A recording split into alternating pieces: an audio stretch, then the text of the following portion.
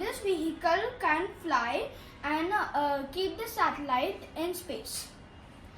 So if the old satellite is not working, and then the scientists build another, so you need to transfer to the space again.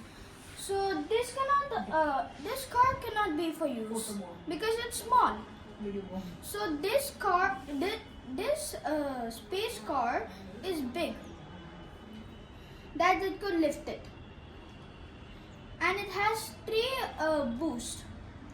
And if any species come from the moon, these are the attack system. And then from these two open areas, it could remove the satellite up to the next car. This is a solar car. So it has two solar panels that it could make more electricity in the car.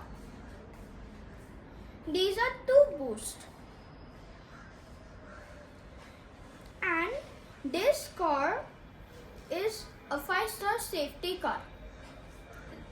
It is very good and very complicated. So do you love our videos, guys? Today it's very good to see you all guys to watch my video. Thanks for watching. Bye bye.